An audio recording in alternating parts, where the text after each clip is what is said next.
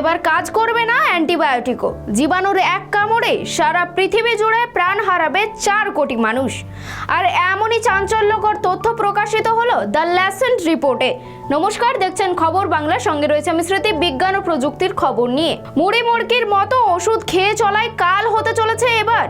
চিকিৎসকরা দীর্ঘদিন ধরেই অ্যান্টিবায়োটিক খাওয়ার ব্যাপারে সতর্ক করলেও ভ্রুক্ষেপ করেননি কেউ, কেননা এর ফলে এক শ্রেণীর জীবাণু ক্রমেই অব্যাহত হয়ে উঠছে, আর এর ফলে প্রাণ হারাবে প্রায় কয়েক কোটি মানুষ, যার জেরে বাড়ছে অ্যান্টিবায়োটিক প্রতিরোধী সংক্রমণ। গবেষকরা দাবি করছেন 2050 সালের মধ্যে 4 কোটি মানুষের মৃত্যু হবে অ্যান্টিবায়োটিক প্রতিরোধী সংক্রমণের কারণেই। ক্যালিফোর্নিয়া বিশ্ববিদ্যালয়ের এপিডেমিওলজিস্ট জোফেস লিওনার্দ বলেছেন, আমরা নিজেদের কথাই এনে ফেলেছি, এটা বুঝতে হবে। দ্য ল্যাসেন্টে প্রকাশিত এক রিপোর্টে বলা হয়েছে 1990 থেকে 2021 সালের মধ্যে প্রতি বছর 10 লক্ষ মানুষের মৃত্যু হয়েছে এই কারণে।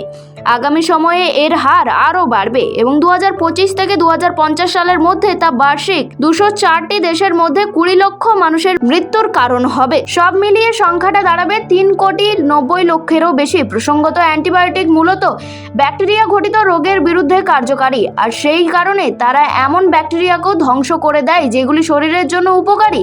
তাছাড়া এর রয়েছে নানা পার্শ্ব প্রতিক্রিয়া, কিন্তু এর সবচেয়ে বড় বিপদ অ্যান্টিবায়োটিক প্রতিরোধী সংক্রমণ বৃদ্ধি। গবেষকরা জানাচ্ছেন 5-এর কম বয়সীদের মধ্যে গত 3 দশকে তা বেড়েছে 50%-এরও বেশি। শতার্ধ মানুষের ক্ষেত্রে বৃদ্ধির হার 80%। এই পরিসংখ্যান বুঝিয়ে দেয় পরিস্থিতি কি দাঁড়িয়েছে। এই পরিস্থিতিতে সতর্ক করছেন গবেষকরা।